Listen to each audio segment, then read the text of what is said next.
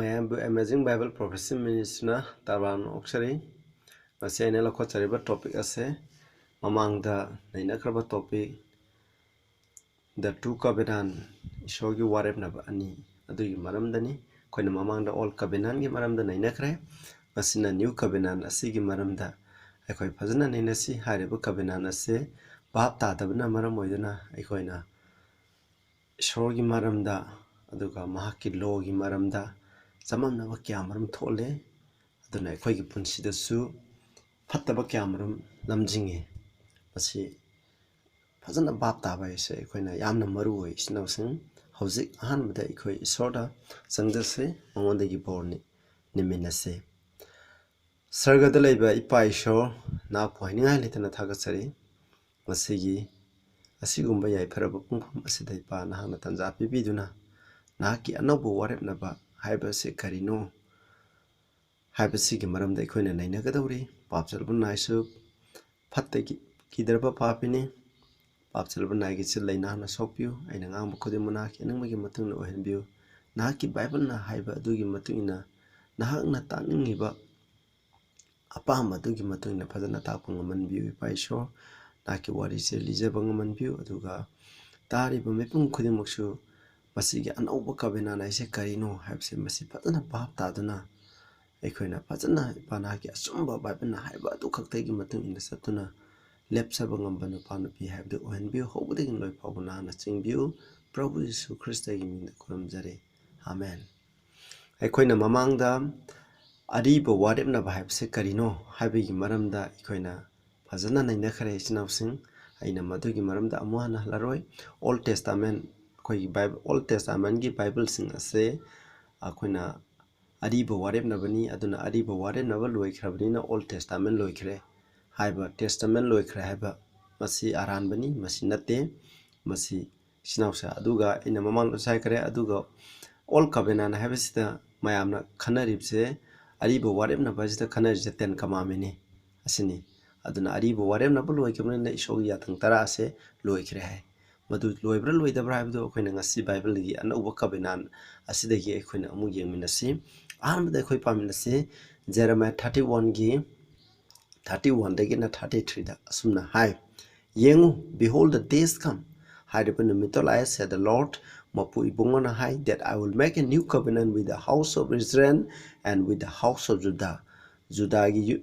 imunga Israel gi imunga aina makoida Anouba Warepnaba amal semgani not according to the covenant that I made with their father in the day that I took them by hand to bring them out of the land of Egypt. Aina Egyptagi nakhoi napana pusing puthoropa matamda sem khiba Warepna khibado adugi matung inna nattaba haimni with my covenant they break aduga haiba Egyptagi tholopa matamda Ishoga my mishinga Israel masasinga Leminaba Covenant adudi makoina thugaikre having although I was an husband unto them aina makoida mapu roiba ama oirabasu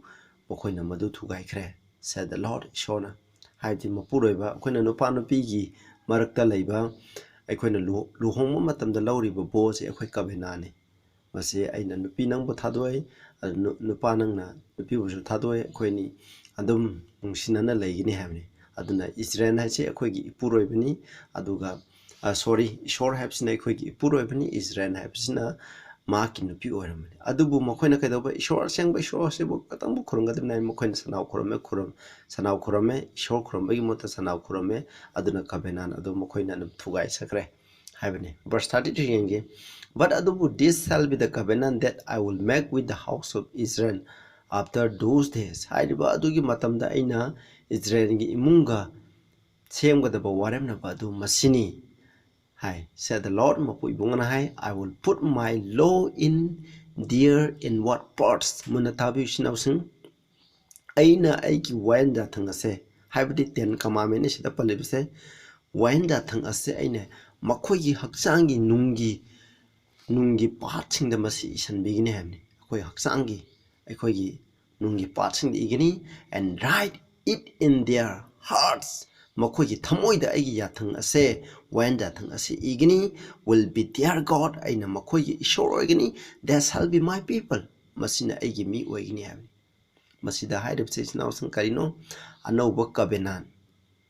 ꯑꯁꯤꯗ ꯄꯜꯂꯤꯕꯗꯤ ꯏꯁꯣꯔꯒꯤ ꯋꯥꯌꯦꯟ ꯌꯥꯊꯪ ꯇꯔꯥ ꯑꯁꯦ ꯑꯩꯈꯣꯏꯒꯤ ꯍꯛꯆꯥꯡꯒꯤ ꯀꯌꯥꯠ ꯈꯨꯗꯤꯡꯃꯛꯇ ꯃꯔꯨꯑꯣꯏꯅ ꯑꯩꯈꯣꯏꯒꯤ ꯊꯃꯣꯏꯗꯁꯨ ꯃꯁꯤ ꯑꯩꯈꯣꯏꯗ ꯏꯁꯟꯕꯤꯒꯅꯤ ꯍꯥꯏꯕꯅꯤ ꯑꯩꯈꯣꯏꯒꯤ ꯊꯃꯣꯏꯗ ꯏꯁꯟꯕ ꯍꯥꯏꯕꯒꯤ ꯑꯔꯊ ꯀꯔꯤꯅꯣ ꯑꯩꯈꯣꯏꯒꯤ ꯊꯃꯣꯏꯗ ꯏꯁꯟꯕ ꯇꯥꯔꯗꯤ ꯅꯪ ꯑꯩꯒꯤ ꯊꯃꯣꯏꯗ ꯏꯁꯟꯕ ꯇꯥꯔꯗꯤ ꯌꯥꯊꯪ ꯑꯁꯦ ꯑꯗꯨꯝ ꯅꯤꯡꯁꯤꯡꯗꯨꯅ ꯂꯩꯔꯒꯅꯤ ꯑꯩꯈꯣꯏꯒꯤ ꯊꯃꯣꯏꯗ ꯀꯔꯤ ꯌꯥꯊꯪꯅ ꯀꯔꯤ ꯍꯥꯏ ꯍꯥꯏꯕꯗꯣ ꯑꯩꯈꯣꯏꯗ ꯃꯇꯝ ꯈꯨꯗꯤꯡꯃꯛꯀꯤ ꯑꯣꯏꯅ ꯑꯗꯨꯝ ꯈꯪꯗꯨꯅ ꯂꯩꯔꯒꯅꯤ ꯍꯥꯏꯕꯅꯤ ꯑꯗꯨꯒ ꯊꯃꯣꯏꯗ ꯏꯁꯟꯕꯤꯌꯨ ꯍꯥꯏꯕꯗꯤ ꯌꯥꯊꯪꯁꯤꯡ ꯑꯁꯦ ꯏꯁꯣꯔꯒꯤ ꯃꯄꯥꯅ ꯑꯩꯈꯣꯏꯗ ꯏꯜꯍꯟꯒꯅꯤ ꯍꯥꯏꯕꯅꯤ ꯃꯔꯨꯑꯣꯏꯅ ꯑꯩꯈꯣꯏ ꯌꯦꯡꯁꯤ ꯃꯁꯤ ꯍꯤꯕ꯭ꯔꯨꯒꯤ 10ꯗ ꯑꯩꯈꯣꯏꯅ 10ꯒꯤ 16 17ꯗꯁꯨ ꯍꯥꯏ ꯃꯁꯤ ꯆꯞ ꯃꯥꯟꯅꯕꯗꯨꯅꯤ ꯃꯁꯤꯁꯦ this is the covenant that I will make with them after those days said the Lord aduna Paulna ꯑꯩꯈꯣꯏꯅ ꯖꯦꯔemiahꯒꯤꯁꯦ ꯀꯣꯠ ꯇꯧꯗꯨꯅ ꯍꯥꯏꯕꯅꯤ ꯃꯁꯤꯗ ꯃꯥꯅ ꯍꯥꯏꯕ ꯆꯞ ꯃꯥꯟꯅꯩ ꯃꯁꯤꯗ ꯑꯗꯨꯒ verse 17 ꯈꯛꯇꯪꯅꯤ ꯈꯦꯠꯅꯩꯁꯦ ꯁꯤꯗ ꯍꯥꯏ God said the Lord I will put my laws into their hearts ꯃꯈꯣꯏꯒꯤ ꯊꯃꯣꯏꯗ ꯑꯩꯒꯤ and in their minds will I write them aduga mokhoigi puningdasu isanbigini hani thamoi puning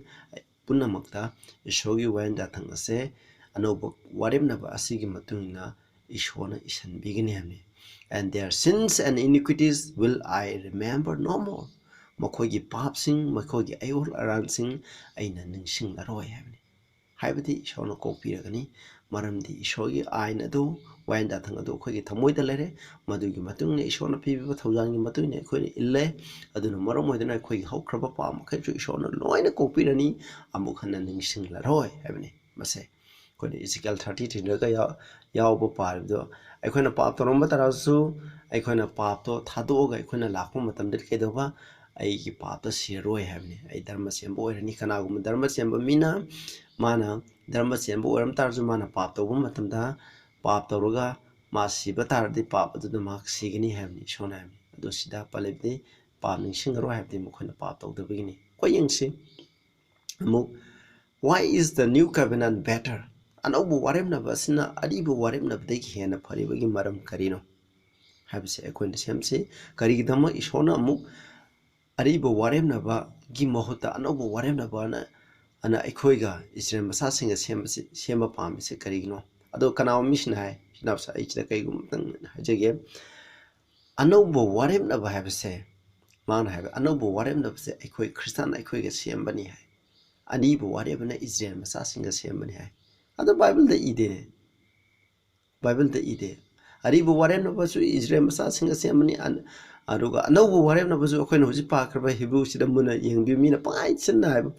pangtha thajabigino aisu aina hairibse Bible gi matungina haidraba loksan bigino isnausun aidi Bible gi matungina haibdugi matungine karigum Bible gi text amaina haiba matamdasu adu atopa hairiba text asigi ga conflict chapa atopa text myam laitarju hairibdo loina compare toroga yenga aidi haijabini amada loite isnausun adu sigi matam icham chame aduna masida haibdi masiju anobo kabenandiju kanaga semno Israel imunga semneba aduna Israel haigada kanano aikoina Galatians 3 gi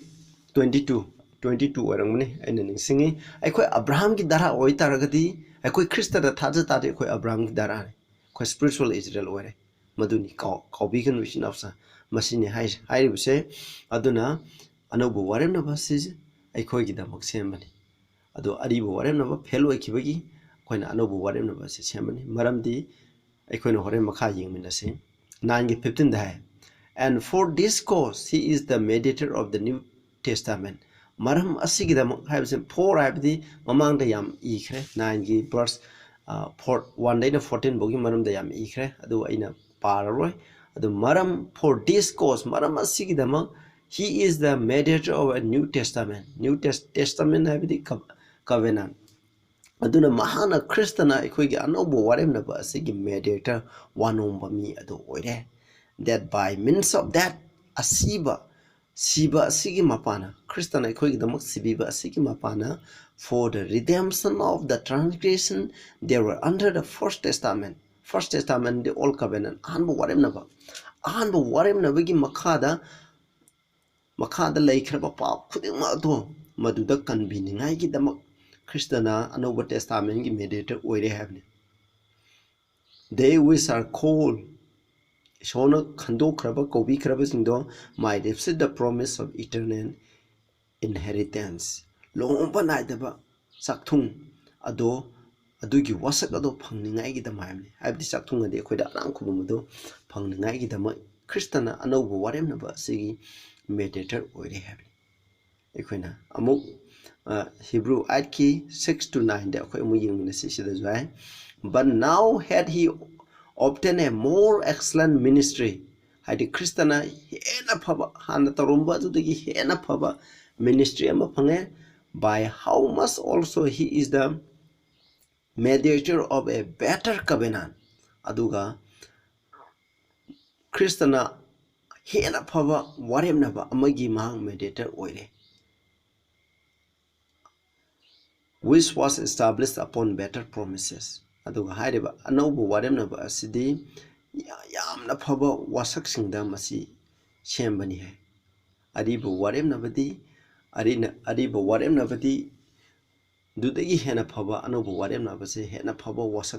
wasak piba aduda sembani hai masima ekhoi kawgumsi yengminasi haibdi aribu waremnabadi kaidoba ishona haibni ishona haibdo ilu ishona haibje aina haiba ilu intarati nakoi peculiar treasure oigine hamni adubu ishon masida Anouba waremnabadi adunati Ishorgi mapana ishorgi wain da thangado khoi thamoide ilaga ibiraga ishorna pibiba thaujangi mapana ya thangado ilaga aikhoi Anouba punsi Anouba arang khubam ado maroina arang khubam ase phangnaba khoi pa kokpiningai gi do maduni habsne yengse for if that the first covenant had been flawless ahan waremnaba do asoibe yawrumderba taragadi masi ishorgi saita asoibana te question of sing ena mamang raijagre masi kanai saita Israel macha sing saita mokoina ahan ba yengdringa da mokoina kamje mokoi pangana ngamgani shona haibu khuding ingani haibni ado mokoina khallaga yathangje pira kanda oh masi ding ngamgani ngamoi habse mokoina hana khallaga ishorgi khoi pangana ding ngamro khoi papi oikrabnina papi oikrabami amna ishorgi yathang pung phana ngakpa ten kamami pung phana ngakpa bisi oidramni ishorgi mateng yaudana madugi wakaldo mokoina thadokpa adu khandabida mokoi ngamani sini aduda sanction khibneba aduda ishona khange mokoi masigi waremnabje mokoi thugaigine habdo khange adubu mokoina tawgani haigrabnina maduda sangan mane mokoi gi asoibudu ju uningai then should have no place been sought for the second anishuba ahanbagi do asoiba yaromdradi anishuba Anouba waremnaba se masina mahut silam loidabani masi amuk samlam loidabani habne for finding fault with them mokoida maral ado phangladuna he said shona hai henko folding sida for finding fault with them sida bible have the ishona ai ishogi maikeda masilale haide ishona mokoi missing aduga covenant semliba mokoi aduda lale haibegini ishona mai ya thangje lale haijo haide henko lale badi mokoi missing adune mokoina he said man hai behold the days come numit adulai said the Lord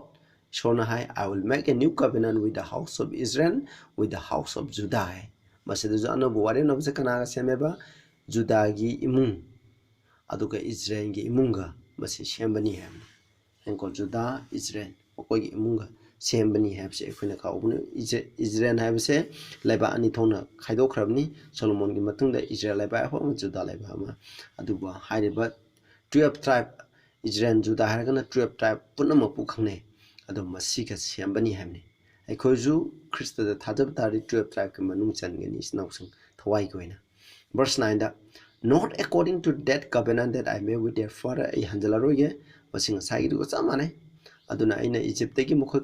puthorpu matanda mapang pu gi sengi covenant do adugi matung na semoi maramdi because they continued not in my covenant mukh ai waremna ba adu mukh ingide and I regarded them not aina haribu waremna bu aina su sakhang bidare said the Lord shona hai masini koina hoje pankhre hoje ekhona pakhraba teksing sidagi ekhoni yengsi kari gidam aribu waremnaba asina Anouba waremnaba dagi hena phai hadibso masi point khra ina samlamna ina lakho charake ahan da yengse ahan ba for ꯑꯍꯥꯟꯕ ꯋꯥꯔꯦꯝꯅꯕ ꯍꯥꯏꯕꯁꯤ all ꯀꯕꯦꯅꯥꯟ ꯍꯥꯏꯕꯁꯤꯗ ꯃꯦꯗꯤꯌꯦꯇꯔ ꯌꯥꯎꯗꯦ ꯅꯪꯒ ꯑꯩꯈꯣꯏꯒꯤ ꯃꯔꯛꯇ ꯂꯦꯞꯄꯤꯅꯕ ꯑꯩꯈꯣꯏꯒꯤ ꯏꯄꯥ ꯏꯁꯣꯔꯒ ꯑꯗꯨ ꯑꯩꯈꯣꯏꯒꯤ ꯃꯔꯛꯇ ꯋꯥꯅꯣꯝꯕꯤꯅꯕ ꯃꯦꯗꯤꯌꯦꯇꯔ ꯍꯥꯏꯕꯗꯨ ꯂꯩꯇꯦ ꯑꯗꯨꯒ ꯑꯅꯤꯁꯨꯕꯒꯤꯗꯅ ꯃꯦꯗꯤꯌꯦꯇꯔ ꯂꯩ ꯃꯁꯤ ꯑꯍꯥꯟꯕ ꯑꯁꯣꯏꯕꯅꯤꯀꯣ ꯑꯗ ꯃꯊꯪꯗ ꯑꯅꯤꯁꯨꯕꯗ ꯑꯍꯥꯟꯕ ꯀꯕꯦꯅꯥꯟꯗ ꯍꯥꯏꯕꯗꯤ ꯑꯔꯤꯕ ꯋꯥꯔꯦꯞꯅꯕꯗ ꯑꯩꯈꯣꯏꯒꯤ ꯄꯥꯞ ꯀꯣꯛꯄꯤꯅꯤꯡꯉꯥꯏꯒꯤ ꯄ꯭ꯔꯣꯚꯤꯖꯟ ꯂꯩꯇꯦ ꯃꯁꯤꯗ ꯅꯪꯒꯤ ꯄꯥꯞꯁꯤꯡꯗꯣ ꯀꯣꯛꯄꯤꯒꯅꯤ ꯍꯥꯏꯕꯒꯤ ꯄ꯭ꯔꯣꯚꯤꯖꯟ ꯀꯔꯤꯁꯨ ꯌꯥꯎꯗꯦ ꯅꯈꯣꯏ ꯑꯩꯅ ꯍꯥꯏꯕꯁꯤ ꯏꯜꯂꯨ ꯑꯗꯨꯒ ꯅꯈꯣꯏ ꯍꯤꯡꯉꯨ ꯍꯥꯏꯕꯅꯤ ꯑꯣꯕꯦ ꯑꯦꯟ ꯂꯤꯚ ꯍꯤꯡꯉꯨ ꯑꯗꯨꯒ ꯑꯩꯅ ꯅꯈꯣꯏꯕꯨ ꯄꯦꯀꯨꯂꯔ ꯇ꯭ꯔꯦꯖꯔ ꯑꯣꯏꯒꯅꯤ ꯍꯥꯏꯕ ꯃꯁꯤꯗ ꯄꯥꯞ ꯀꯣꯛꯄꯤꯒꯅꯤ ꯍꯥꯏꯕꯒꯤ ꯌꯥꯎꯗꯦ ꯃꯁꯤꯗ ꯑꯗꯨꯒ ꯑꯅꯤꯁꯨꯕꯗꯅ ꯄꯥꯞ ꯀꯣꯛꯄꯤꯒꯅꯤ ꯍꯥꯏꯕ ꯌꯥꯎꯏ ꯉꯁꯥꯏ ꯑꯩꯗꯣ ꯑꯩꯅ ꯃꯈꯣꯏꯒꯤ ꯄꯥꯞꯁꯤꯡ ꯑꯩꯅ ꯃꯈꯣꯏꯒꯤ ꯂꯣꯁꯤꯡꯗꯣ ꯊꯃꯣꯏꯗ ꯏꯕꯤꯒꯅꯤ ꯃꯈꯣꯏꯒꯤ ꯄꯥꯞꯁꯤꯡꯗꯣ ꯑꯩꯅ ꯑꯃꯨꯛ ꯍꯟꯅ ꯅꯤꯡꯁꯤꯡꯂꯔꯣꯏ ꯃꯈꯣꯏꯒꯤ ꯄꯥꯞꯁꯤꯡꯗꯣ ꯀꯣꯛꯄꯤꯒꯅꯤ ꯍꯥꯏꯕꯅꯤ ꯃꯁꯤꯅꯤ ꯑꯗꯨꯗꯤ ꯍꯦꯟꯅ ꯐꯔꯗ꯭ꯔꯥ ꯏꯆꯤꯟꯅꯥꯎꯁꯤꯡ ꯑꯗꯨꯒ ꯑꯍꯨꯝꯁꯨꯕꯗ ꯑꯍꯥꯟꯕ ꯀꯕꯦꯅꯥꯟꯗꯤ ꯏꯁꯣꯔꯅ ꯍꯥꯏꯕ ꯏꯜꯂꯣ ꯑꯗꯨꯒ ꯍꯤꯡꯉꯨ ꯍꯥꯏꯕꯅꯤ ꯑꯣꯕꯦ ꯑꯦꯟ ꯂꯤꯚ ꯍꯥꯏꯕꯗꯨꯅ ꯑꯍꯥꯟꯕ ꯋꯥꯔꯦꯞꯅꯕ ꯑꯣꯜ ꯀꯕꯦꯅꯥꯟꯅꯤ ꯑꯗꯨꯒ ꯑꯅꯤꯁꯨꯕ ꯑꯁꯤꯗꯗꯤ ꯀꯩꯗꯧꯕ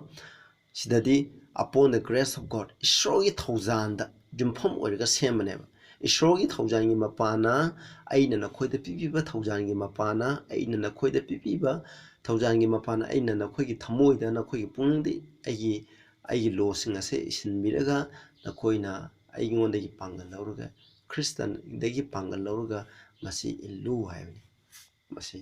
ꯃꯁꯤꯗ ꯑꯩꯈꯣꯏꯒꯤ ꯑꯗꯨꯅꯅꯦ ꯅ꯭ꯌꯨ ꯀꯕꯦꯅꯥꯟ ꯑꯅꯧꯕ ꯋꯥꯔꯦꯞꯅꯕ ꯍꯥꯏꯕꯁꯤꯅ ꯍꯦꯟꯅ ꯐꯩ ꯍꯥꯏꯕꯁꯦ ꯃꯔꯝꯗꯤ ꯀꯩꯗꯧꯕ ꯃꯁꯤꯗ ꯏꯁꯣꯔꯒꯤ ꯊꯧꯖꯥꯟꯒꯤ ꯃꯄꯥꯅ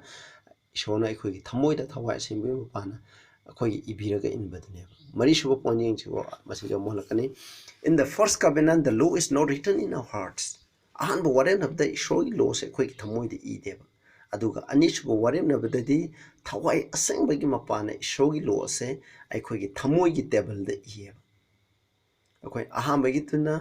ꯑꯩꯈꯣꯏꯅ ꯇꯦꯟ ꯀꯃꯥꯟꯃꯦꯟꯁꯦ ꯀꯥꯏꯗ ꯏꯌꯦꯕ ꯅꯨꯡ ꯑꯅꯤꯗ ꯏ ꯑꯗꯨꯒ ꯑꯔꯣꯏꯕꯒꯤꯗꯅ ꯇꯦꯟ ꯀꯃꯥꯟꯃꯦꯟꯁꯦ ꯀꯗꯥꯏꯗ ꯏꯌꯦꯕ ꯑꯩꯈꯣꯏꯒꯤ ꯊꯃꯣꯏꯒꯤ ꯇꯦꯕꯜꯗ ꯏꯗꯨꯅ ꯊꯝꯃꯤ ꯍꯥꯏꯕꯅꯤ ꯊꯃꯣꯏꯒꯤ ꯇꯦꯕꯜꯗ ꯏꯗꯨꯅ ꯊꯝꯃꯦ ꯍꯥꯏꯕꯗꯤ ꯑꯩꯈꯣꯏ ꯏꯁꯣꯔꯅ ꯄꯤꯕꯤꯕ ꯊꯧꯖꯥꯟꯒꯤ ꯃꯄꯥꯅ ꯊꯋꯥꯏ ꯑꯁꯦꯡꯕꯗꯨꯅ ꯑꯩꯈꯣꯏꯒꯤ ꯊꯃꯣꯏꯗ ꯏꯕꯤꯔꯕꯅꯤꯅ ꯃꯁꯤ ꯑꯗꯨꯝ ꯅꯤꯡꯁꯤꯡꯗꯨꯅ ꯂꯩꯔꯦ ꯑꯗꯨꯒ ꯏꯁꯣꯔꯗꯒꯤ ꯄꯥꯡꯒꯜ ꯅꯤꯔꯒ ꯑꯩꯈꯣꯏꯅ ꯃꯁꯤ ꯏꯟꯕ ꯉꯝꯃꯦ ꯍꯥꯏꯕꯁꯤꯅꯦꯕ ꯏꯆꯤꯟꯅꯥꯎꯁꯤꯡ ꯑꯗꯨꯒ ꯍꯧꯖꯤꯛꯇꯤ ꯑꯩꯅ ꯁꯔꯃꯣꯟ ꯃꯌꯥꯝ ꯇꯥꯏ ꯏꯆꯤꯟꯅꯥꯎꯁꯤꯡ ꯏꯁꯣꯔꯒꯤ ꯂꯣꯁꯦ ꯂꯣꯒ ꯒ꯭ꯔꯦꯁꯀ ꯃꯔꯤ ꯂꯩꯅꯗ꯭ꯔꯦ ꯀꯔꯤꯝꯇ ꯃꯔꯤ ꯂꯩꯅꯗ꯭ꯔꯦ ꯍꯥꯏ ꯂꯣꯁꯦ ꯑꯩꯈꯣꯏꯅ ꯉꯥꯛꯄꯒꯤ ꯗꯔꯀꯥꯔ ꯁꯨꯡꯂꯩ ꯂꯩꯇ꯭ꯔꯦ ꯑꯗꯨꯕꯨ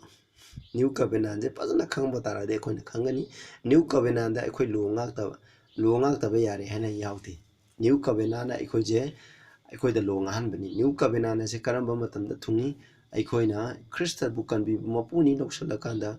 ꯑꯩꯈꯣꯏꯅ ꯅꯧꯅ ꯄꯣꯛꯄ ꯃꯤꯀꯨꯞ ꯑꯗꯨꯗ ꯅ꯭ꯌꯨ ꯀꯕꯦꯅꯥꯟ ꯑꯁꯦ ꯑꯩꯈꯣꯏꯗ ꯊꯨꯡꯂꯕꯅꯤ ꯑꯗꯨꯅ ꯅꯧꯅ ꯀꯣꯛꯄ ꯃꯤꯁꯤꯡꯅ ꯄꯥꯞ ꯇꯧꯔꯣꯏ ꯃꯔꯝꯗꯤ ꯊꯋꯥꯏ ꯑꯁꯦꯡꯕ ꯅꯧꯅ ꯄꯣꯛꯄ ꯃꯇꯝꯗ ꯊꯋꯥꯏ ꯑꯁꯦꯡꯕ ꯄꯤꯕꯤꯔꯅꯤ ꯊꯋꯥꯏ ꯑꯁꯦꯡꯕꯗꯨ ꯄꯤꯕꯤꯕꯒꯤ ꯃꯄꯥꯟꯅ ꯏꯁꯣꯔꯒꯤ ꯂꯣꯁꯤꯡ ꯑꯗꯨ ꯑꯩꯈꯣꯏꯒꯤ ꯊꯃꯣꯏꯗ ꯏꯔꯅꯤ ꯑꯗꯨꯒ ꯏꯕꯤꯕꯗꯨꯒꯤ ꯃꯄꯥꯟꯒ ꯂꯣꯏꯅꯅ ꯏꯁꯣꯔꯅ ꯑꯩꯈꯣꯏꯗ ꯊꯧꯖꯥꯟ ꯄꯤꯕꯤꯔꯒ ꯃꯥꯒꯤ ꯁꯛꯇꯤꯗꯨ ꯄꯤꯕꯤꯔꯒ ꯏꯁꯣꯔꯒꯤ ꯂꯣꯁꯤꯡ ꯑꯁꯦ ꯑꯩꯈꯣꯏꯅ ꯏꯟꯗꯨꯅ ꯆꯠꯂꯒꯅꯤ ꯍꯥꯏꯕ ꯃꯁꯤꯅ ꯅ꯭ꯌꯨ ꯀꯕꯦꯅꯥꯟꯅꯤ ꯏꯆꯤꯟꯅꯥꯎꯁꯤꯡ ꯑꯩꯈꯣꯏ ꯌꯦꯡꯁꯤ Hebrew 8ꯀꯤ 10-13ꯗ ꯑꯃꯨꯛ ꯄꯥꯃꯤꯟꯅꯁꯤ For this is the covenant that I will make ꯃꯁꯤꯅꯤ ꯏꯖ꯭ꯔꯦꯜ ꯃꯆꯥꯁꯤꯡ ꯑꯩ ꯁꯦꯝꯃꯤꯟꯅꯒꯗꯕ ꯂꯣꯗꯣ ꯁꯤꯅꯤ ꯑꯩ ꯉꯁꯥꯏꯁꯨ ꯄꯥꯈ꯭ꯔꯕꯅꯤ I will put my laws into their mind and write them in their heart ꯑꯩꯅ ꯃꯈꯣꯏꯒꯤ ꯄꯨꯛꯅꯤꯡꯗ ꯑꯩꯒꯤ ꯂꯣꯁꯤꯡ ꯊꯝꯕꯤꯒꯅꯤ ꯃꯈꯣꯏꯒꯤ ꯊꯃꯣꯏꯗ ꯏꯁꯤꯟꯕꯤꯒꯅꯤ I will be to them a God ꯑꯩꯅ ꯃꯈꯣꯏꯗ ꯏꯁꯨꯒꯅꯤ They shall be to me a people ꯃꯈꯣꯏꯁꯤꯅ ꯑꯩꯉꯣꯟꯗ ꯑꯩꯒꯤ ꯃꯤ ꯖꯥꯇꯤ ꯑꯃ ꯑꯣꯏꯒꯅꯤ ꯍꯥꯏ verse 11 ꯌꯦꯡꯃꯤꯟꯅꯁꯤ They shall notice every man his neighbor ꯃꯈꯣꯏ ꯈꯨꯗꯤꯡꯃꯛꯅ ꯃꯈꯣꯏꯒꯤ ꯌꯨꯝꯂꯣꯟ ꯀꯩꯔꯣꯟꯅꯕꯗ ꯇꯥꯛꯄꯤꯔꯔꯣꯏ ꯍꯥꯏ Every man his brother ꯃꯍꯥꯛꯀꯤ ꯃꯆꯤꯟ ꯃꯅꯥꯎꯁꯤꯡꯗꯨꯁꯨ ꯇꯥꯛꯄꯤꯔꯣꯏ saying ꯏꯁꯣꯔꯕꯨ ꯈꯪꯉꯣ ꯏꯁꯣꯔꯅ ꯍꯥꯏꯕꯁꯤꯡꯁꯦ ꯏꯜꯂꯣ ꯄꯥꯞꯇꯣ ꯊꯥꯗꯣꯛꯑꯣ ꯍꯥꯏꯕꯗꯣ ꯇꯥꯛꯄꯤꯔꯔꯣꯏ ꯍꯥꯏ ꯃꯔꯝꯗꯤ ꯃꯤ ꯈꯨꯗꯤꯡꯃꯛꯇꯣ ꯀꯩꯗꯧꯕ ꯏꯁꯣꯔꯒꯤ ꯋꯥꯍꯩ ꯅꯊꯪꯗꯣ ꯃꯈꯣꯏꯒꯤ ꯊꯃꯣꯏꯗ ꯂꯩꯕꯤꯔꯦ ꯊꯋꯥꯏ ꯑꯁꯦꯡꯕꯗꯨꯒꯤ ꯃꯇꯨꯡꯗ ꯑꯆꯨꯝ ꯑꯔꯥꯟ ꯍꯥꯏꯕꯁꯤ ꯀꯔꯤꯅꯣꯗꯣ ꯈꯪꯉꯦ ꯂꯣꯏꯅ ꯈꯪꯉꯦ ꯑꯗꯨꯒꯤ ꯃꯇꯨꯡꯗ ꯆꯠꯂꯦꯕ From the least to the greatest ꯑꯄꯤꯛꯄꯗꯒꯤ ꯑꯆꯧꯕ ꯐꯥꯎꯕ ꯍꯥꯏꯔꯣ ꯇꯥꯛꯄꯤꯕ ꯍꯥꯏꯕ ꯂꯩꯔꯣꯏ ꯇꯥꯛꯄꯤꯕ ꯍꯥꯏꯕ ꯂꯩꯔꯤꯕꯁꯤ ꯀꯩꯒꯤꯅꯣ ꯑꯩꯈꯣꯏꯅ ꯄꯥꯞ ꯇꯧꯕ ꯏꯁꯣꯔꯅ ꯍꯥꯏꯕꯒꯤ ꯑꯅꯤꯡꯕꯒꯤ ꯑꯣꯟꯅ ꯇꯩꯅꯕꯗ ꯆꯠꯄ ꯑꯗꯨꯒꯤ ꯃꯄꯥꯟꯅꯅꯦꯕ ꯑꯗꯨꯒꯤ ꯃꯊꯪꯗ 12ꯇ ꯌꯦꯡꯁꯤ I will be merciful to their unrighteousness ꯃꯈꯣꯏꯒꯤ ꯍꯧꯈꯤꯕ ꯄꯨꯟꯁꯤꯗ ꯇꯧꯈꯤꯕ ꯙꯔꯃ ꯆꯦꯟꯗꯕ ꯊꯕꯛꯁꯤꯡ and their sins and their iniquities I will remember no more aduna makhoi na tawkiba dharma chendaba thabak sing habde pap ngakni makhoi gi ayo lairang khudimok to aduda aina makhoi bu minungsi utpiragani makhoi gi pap sing adu aina ningsing la roi habni maramdi makhoi na afaba adu tawre sinausa aina ishor gi akhoi na nungsi gadabdi akhoi na 1 John 1 gi 9 da juhai akhoi na akhoi pap sing adu hek haidok jaba matamda Prabhu Yesu Krishna akhoi gi pap aina kopi habse masi akhoi na kawba yade masi ishona akhoi pap to puning honga akhoi ishora changba matamda ishona akhoi gi pam kai do loina kopi haukiba consider ai gi fatta ba mi oraju mi lising lak hatpa mi oramba taraju aina puning hongla ga ishora lakpa matamda ai gi pam kai do loina kopi Prabhu Yesu Krishna gi ina loina muthapi ai je pap su tau triba mi amagumna ishor gi mamangda khoi je lepi kana gi mapana Prabhu Yesu Krishna gi thousand grace adugi mapana hai aduga 13 da in that he said a new covenant he had made the first all aduga mahaki ahanba yat covenant adude aribo ohen kare now that with decay and wax all is ready to vanish away aduga pumlaba ahal oirabase hojiti mangki gadawre akhoi mi je ahal oiradi akhoi sigi mangkare adun moro miduna ariba waremna base mangkare maramdi ariba waremna base yamna fattaba duguma waremna bani ishorge saita nate akhoi gi mising adugi saita ni snausin aduga akhoi mu yengse arobida aduga anaubo waremna base masiju kanai gi mapana Prabhu Yesu Krishna gi mapana masi sume habse ratify tawkramni snausa Prabhu Yesu Krishna cross sire sibira ka itabire akhona pukuda pakudandi kudimo to course itabiba matamda hairiba anaubo waremna base ishoga khoigi marakta semba yare habse masina sakhi oigramni masina ratified oigramni adu Luke 22 ki 20 dai likewise also the cup after suffer loss suffer gi matam dani common and service ki matam da mahana cup ado lor ga this cup is the new covenant new testament in my blood which is set for you na khoi gi damak tabi khraba anobu warem na bagi ido masini aduna Prabhu Yesu Krishna cross siba asina anobu warem na base mapung phana ko masi yare nang aiki marakta sem khraba maramdi ari ba warem na ba haibase masi loikre maramdi adi wari na base Israel masas na thugai kre aduga ari na wari na ba sidi grace ta ishorgi grace ta thousand da inform oide anabu wari na baji Prabhu Yesu Krishna cross sibi pikaba adugumba adu da inform oi aduna snapsa bap tabiu khona bap taminarsi anabu wari na ba sigi mapana khaidoba ishorgi wain ja thangmangan banate adi bu wari na bada Ten Commandment yawi adu thugai khre na Ten Commandment mangki banate Ten Commandment naibista asoi bakari shu yaude sargana lairiba mukai ishona lairiba mukai ishogi yathang tara haise laigini maramdi aikoina sanctuary da aikoina Israel masas na sengkiba mukai sanctuary Exodus 25 26 27 28 29 31 da masi maramda fazana yaure ai no madu maramdu celebration sanctuary gi mercy seat hairibse ishorgi mercy seat abdi akoina ishorgi thousand gi phambal amni akoina adugumba mercy seat adugi makhada kari lei ak leire upu dugi manungda Ten Commandment lave Ten Commandment sigi mathakta ishorgi mercy seat lairibni aduna masina takpadi ishona lairibung kai ishorgi singhasan laigani ishorgi singhasan gi constitution di Ten Commandment ni aduna Ten Commandment habse papi akoina ngakpa nang aigi pangana ngakpa ngumgadaba nate sinausa adubu masi khudimok se kadaba akoina Prabhu Yesu Krishna ngonda surrender tawraba matamda akoi pap ko loina na changnaba matamda mahana anobu thamoi pibigini mahana akoibu nongno pongini mahana nongno pohon biba sigi mapana anobu waremna base akoi ge leptuna akoi da fulfill ore adudigi mapana thawai sami mapana ishogi lomakai akoi ge thamoi de iduna thanbigini aduga hairiba thambigini habdi akhoju ishona piba thamjani mapana ishogi law sing ase akoina fazana induna chappa ngamgani aduga akoina khanbe hai akoina law ngak taba yade law ngak akoina sarga chakana habigi wakhalda akoina polum phuduna lairaba law ngak suwa ngamoi sinausa adugi mota aikoi numai kudingi ishogi thawaina haibiba ishona bible paba matamda aikoi da khangun kraba ishogi aningba sigi matung ina sat ki haina adum isho probo jesu kristo ngona ngajaraga maki thaujanda ngajaraga ishor nang na haibiba nangi aikoi ki thamoi da ngangbi badugi matung ina sat ki haina sarenda tawduna sat kiba matamda adum aikhoina mahoksana nangna poga adum leiba matamda aikhoi mahoksana aikoi gi tawtoreba thabak thong kudingta ishogi wainda thangasi loina mapung phadun sanamgani chatuna leibani isnausa masi kaubiganu puna makanagi mapana prabhu jisu krista gi mapana ni aduna Anouba warepnaba sina hena ishogi lo se sesilale lo se ngaktaba yate haina ulere adubu karamna ngakni habse masini Anouba kabenangi ariba kabenangi khenaba Anouba warepnabaga ariba warepnabagi khenaba habse karino ariba warepnabadadi nang aigi panganna ishogi lo ingani habni aduba arinaba Anouba warepnabagi matungnadi nang aigi pangana ishogi lo se inbangamoy Prabhu Jisu Krishna sibikiba mahana tabikiba mahana aikoida pibiba grace mahana aikoida pibiba thawai asengba asigi mapana aikoina ishogi lo sing ase ngakpa ngamgani haibase masigi maramdani aduna tabiriba mayamda ishona bopibu oisnu aduga nungaiba paw amana isnausing aina aikoina matam kyadagi 2019 dagi aina translate tawjakraba national sunday law hariba lairi antichrist ki maramda koina mark of the beast aduga image to the beast habjigi maramda iba lairi ado aikoina translate tawsanbani ado hariba translate tawba lairi ase aigi khutta laire kanagumba isnaw singna aikoina hariba lairi ase na koina pamba taragadi aigi ingonda contact tawbiro aigi phone number sida na koina hard copy do na koina pamagadi yai aduga soft copy gi damaktadi pdf ki damaktadi aigi video gi link da sangbiu masidagi na koina download tawba yagani aduga hairibase na koina nasin naw sing da share tawbi masi yamna phaba aroiba matamda hingliba aikoi gi damaktadi tangai phadarba adugumba lairi amani masibu soidana lawbiu haina aina mayamda appeal tawjari aduga anouba mi oragasu aigi youtube ase subscribe tawbiu hena hena ishogi aphabo pawdo sandopa ngamanbiu hena na koina apamba topic ama leiba taragasu aingonda haibiro aina semjarake adu karigumba aina nganglebase bible gi matung indaba taragadi karisu lawbiginu isnawsing aduga aigi sermon sing asida na koina yaningdaba point leragasu adum haibiro aidi welcome tawe adu hairibdo koina bible gi matung ne yengaga aikoina adum chaminase aina mayamda appeal tawri tariba kudingta ishona bopi boisnu prana tawse sagada leibe paisho yam thagachare aikoina anouba warepnaba ariba warepnaba habse karino habse aikoina khangkhre ariba warepnabda soiribse kaino lo je kamaina ngakani habsini aikoigi pangana lo ngakani habni ariba warepnaba sina ipa aduba khoi pangana pap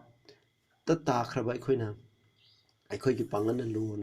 lo ngakpa habsi oithoktabani aduna mu aikoina soibagi dama ipa ishorna hana mu hena nungsibiduna prabhuna cross ta pangtingduna sibikiba asigi mapana mahana aikoida grace pibiba asigi mapana ishogi lo makai ase aikoina loina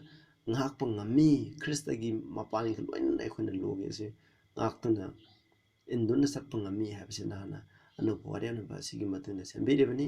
aikhoisu masigi matungna sachaba ngamba habdu ohenbiu taraba khuding takraba khuding mukta nana mapane bo phinabiu prabhu jisu gi mingda khurumjare amen